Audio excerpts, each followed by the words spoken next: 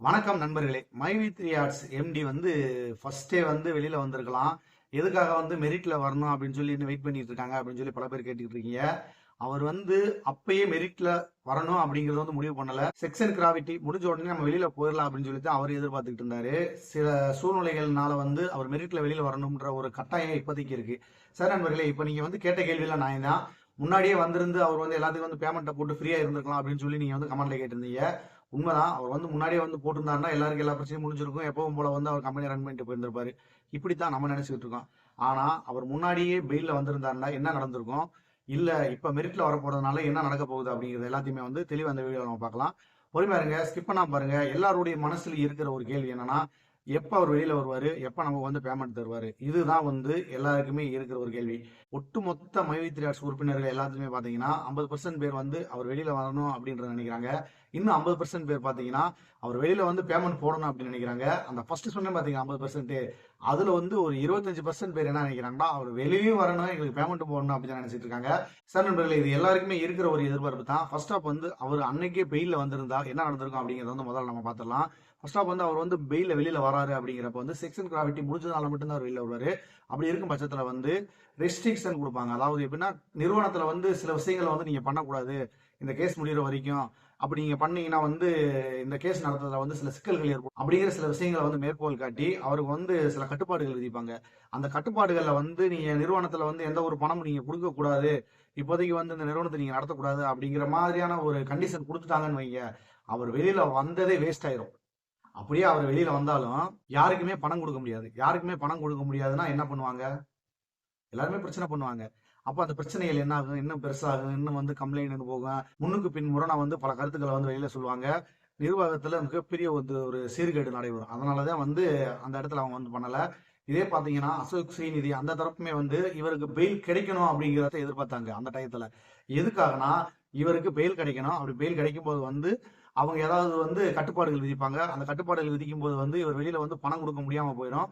இவர் வந்து பணம் கொடுக்காம முடியாத ஒரு சூழ்நிலை உருவாகும் போது அவங்க என்ன செய்வாங்கன்னா, இதே வந்து ஒரு ஆயுதமா பயன்படுத்தி, பாத்தீங்களா வெளியில வந்த யாருக்குமே பணம் கொடுக்கல, உங்களை ஏமாத்திட்டாரு ஏமாத்திட்டாரு அப்படின்ற மாதிரியே ஒரு பின்பத்தை வந்து எல்லா பக்கமும் கொண்டு வந்துகிட்டே இருப்பாங்க. இதுதான் அவங்களுடைய எண்ணம். இந்த விஷயத்துல வந்து எம்டி அவர்கள் யோசிச்சிருப்பார். யோசிச்சு பார்த்துட்டு தான், அவர் மட்டும் யோசிச்சிருக்க மாட்டாரு, அது கீழே இருக்க டீம் எல்லாமே வந்து யோசிச்சு விஷயத்த வந்து சொல்லியிருப்பாங்க. இப்ப நீங்க வெளியில வந்தீங்கன்னா கண்டிப்பா மக்கள் எல்லாம் பணத்தை எதிர்பார்ப்பாங்க. அப்படி பணத்தை எதிர்பார்க்கும் பட்சத்துல வந்து கோர்ட்ல வந்து ஏதாவது ஒரு கட்டுப்பாடுகள் கொடுக்கும் பட்சத்துல பணத்தை வந்து கொடுக்க முடியாத ஒரு சூழ்நிலை ஏற்பட்டுச்சுன்னா, இது மக்கள் மத்தியில வந்து ஒரு பெரிய சலசலப்பு ஏற்படுத்தும். அதனால வந்து மெரிட்ல நம்ம வரணும் அப்படிங்கிறதுக்காக தான் வந்து அவங்களுக்கு வந்து அறிவுறுத்தல் பண்ணியிருப்பாங்க. அந்த ஒரு காரணத்துக்காக தான் வந்து அவர் வெயிட் பண்ணிட்டு இருக்காரு. சரிங்க, மெரிட்ல வர்றதுனால என்ன நடக்கும்? மெரிட்ல அவர் வெளியில வரும்போது என்னன்னா, சில ரெஸ்ட்ரிக்ஷன், அதாவது வந்து கட்டுப்பாடுகளை வந்து தளர்த்துவாங்க. அவங்களே வந்து நேரடியாக கேட்பாங்க, இவ்வளவு நாள் நாங்க வெயிட் பண்ணியிருக்கோம், எங்களுக்கு செக்ஷன் கிராவிட்டி முடிஞ்சுமே இவ்வளவு நாள் நாங்க வெயிட் பண்ணது இதுக்காக தான்.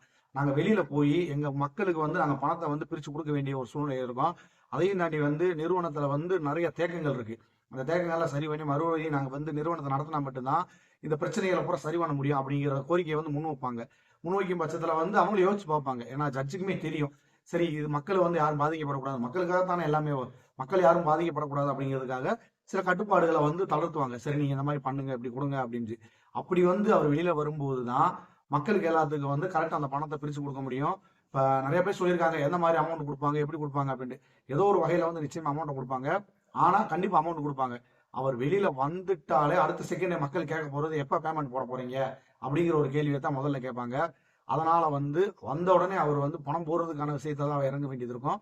மற்றபடி நிர்வாகத்தை பத்தின விஷயத்த கூட ரெண்டாவது அவர் யோசிக்கிற மாதிரி இருக்கும். இந்த பேமெண்ட்டுக்கான பிரச்சனை எப்படி முடிக்கிறது அப்படிங்கிற விஷயத்தை தான் முதல் கட்டமா எடுத்து செய்வாங்க.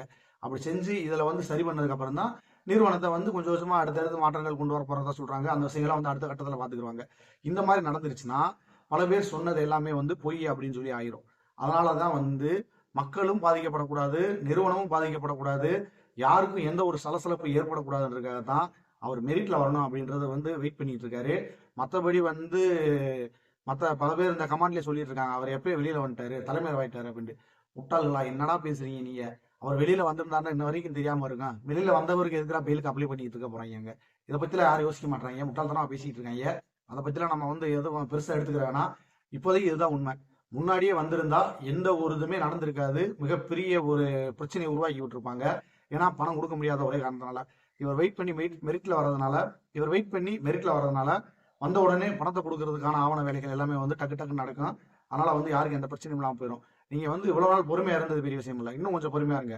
ஏன்னா அவருக்கு உள்ள இருக்கணும் அப்படிங்கிறது வந்து ஆசை அவருக்கு. அவரும் காலகாலத்தில் வெளியில வரணும், மக்களுக்கு வந்து கொடுக்க வேண்டியதை கொடுத்துட்டு நம்ம நிறுவனத்தை வந்து கரெக்டாக வழி நடத்தணும் அப்படிங்கிற ஆசை அவருக்குமே இருக்கும். நமக்கு இருக்கிற மாதிரியே பல பிரச்சனைகள் அவருக்கும் இருக்கும். அதுக்காக வந்துகிட்டு நம்ம வந்து என் பிரச்சனை தான் பெருசு, உன் பிரச்சனை தான் பெருசு அப்படின்றத வந்து நீங்க வந்து யாரும் சொல்ல வேணாம். எல்லாருக்குமே எல்லா பிரச்சனையுமே பெருசுதான். கொஞ்சம் பொறுமையா இருக்கணும். இந்த ஒரு பழமொழி சொல்லுவாங்க, ஆக்க பொறுத்து ஆற பொறுக்கல அப்படின்னு. ஒரு கதையில சொல்லுவாங்க, ஒரு வந்து தோண்டிக்கிட்டே இருக்கிறப்ப தங்கம் கிடைச்சிருக்கு, இன்னும் 2 அடி தோண்டினா தங்கம் கிடைக்கும் அப்படின்னு சொல்லி ஒரு படத்துல வந்து சொல்லுவாங்க. அவ்வளவு தூரம் தோண்டினவனுக்கு அந்த 2 அடி தோண்டணும் தோண்டல பாத்தியா அப்படின்னு சொல்லி அவர் சொல்லுவாரு. அதே மாதிரி வந்து இவ்வளவு நாள் பொறுத்தவங்களுக்கு இன்னும் கொஞ்ச நாள் இன்னும் ஒரு ஒரு 4-5 நாள் பொறுக்க முடியாதா அப்படிங்கிறது என்னுடைய கேள்வி. அதனால வந்து பொறுமையா இருங்க. நிச்சயமா அவர் வந்த உடனே நமக்கான அந்த வேலையை பார்ப்பாரு. இப்ப வந்து என்னன்னு பாத்தீங்கன்னா, இவர் வந்து மெரிட்ல வெளியில வர்றதுனால வந்து கண்டிப்பா எல்லாத்துக்குமே வந்து பணத்தை கண்டிப்பா கொடுத்துருவாரு. ஏன்னா அந்த பணத்தை வந்து ஃப்ரீஸ் பண்ணதெல்லாம் வெளியில கொண்டு வரணும்ன்றதுக்காக இன்னும் அவர் உள்ளே இருக்காரு. நம்ம வந்து வெளியில வேஸ்டா போகக்கூடாது, வெளியில வரப்ப எல்லாத்தையும் நம்ம கையில இருக்கிற மாதிரி கொண்டு போகணும் அப்படிங்கிற முடிவுல அவர் இருக்காரு.